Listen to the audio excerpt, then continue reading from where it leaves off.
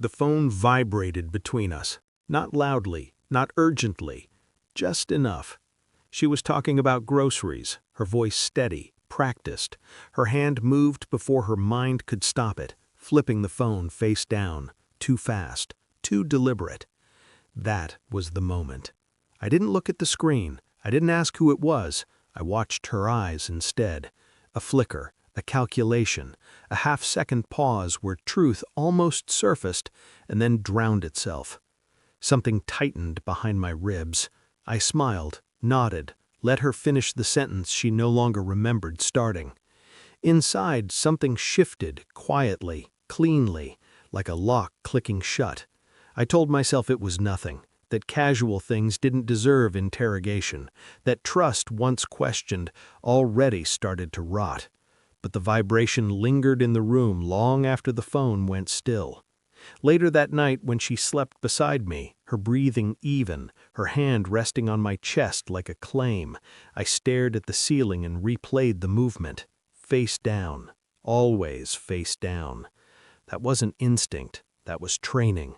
I didn't confront her. Confrontation is what people do when they still want to believe. Instead, I watched.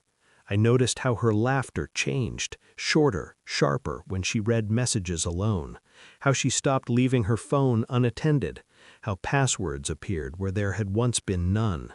She called it privacy. I called it preparation. She said it was casual, just someone from work, just jokes, just harmless validation. I nodded, played the role of the man who trusted easily. Inside, denial fought a quiet war with recognition. I remembered how she used to look at me when she thought I wasn't watching, how that look had softened into something else, something distracted, something borrowed. The messages weren't explicit, not yet, but they weren't innocent either. Inside jokes, late timestamps, emotional shorthand that only develops when time has already been invested. Casual doesn't require effort. This did. At night she slept peacefully. I stayed awake, cataloging details like evidence bags in my mind. Trust doesn't vanish loudly. It leaks, slow, relentless. By the time you notice the damage, the foundation is already hollow. I became meticulous, not obsessive, precise. I memorized schedules, noted inconsistencies, watched her reactions when I altered routines without warning. People with secrets rely on predictability.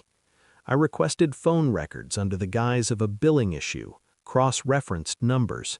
Patterns emerged, regular, frequent, intimate in their persistence. I listened more than I spoke. Silence makes liars uncomfortable. They fill it with mistakes. She filled it generously. I watched her type messages she deleted before sending, watched her rehearse expressions in reflective surfaces, watched her apologize for things I hadn't accused her of. That was my confirmation. Still, I waited. Truth is most powerful when it arrives complete. I pulled cloud backups. Old photos surfaced, angles she never sent me, smiles I hadn't earned, places she said she'd never been. My pulse stayed calm. Rage is inefficient. Clarity is lethal. Every discovery burned, but the fire stayed contained. I treated my heart like a crime scene. No contamination, no rushed conclusions. She kissed me goodnight. I cataloged the lie. The final message arrived while she showered.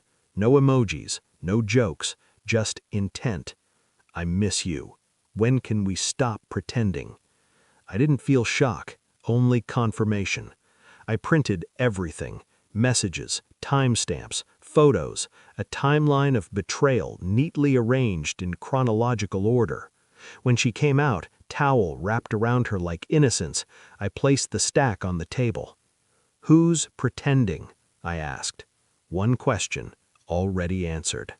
Her face collapsed in stages, confusion, fear, realization. She reached for the papers. I slid them just out of reach. No, I said softly. That word landed heavier than any scream. She cried, explained, minimized, claimed it meant nothing while describing everything it meant. I watched without interruption. People reveal themselves fully when they're cornered. They seal. "I knew before tonight," I said. That broke her. The idea that she had been exposed long before she was ready, that her control had been imaginary, that devastated her more than any accusation. I told her how long, how carefully, how quietly. I told her I'd already packed, not out of anger, out of resolution. She begged then, promised transparency, promised endings, promised everything she should have offered before secrecy became routine. I picked up my keys. "I thought it was casual," I said, "but casual doesn't rewrite someone's reality." I walked past her, didn't look back. Outside, the air felt sharper, cleaner. I didn't feel victorious. I felt finished. Betrayal teaches you one brutal truth. Closure doesn't come from answers. It comes from action. She lost control the moment she thought she had it.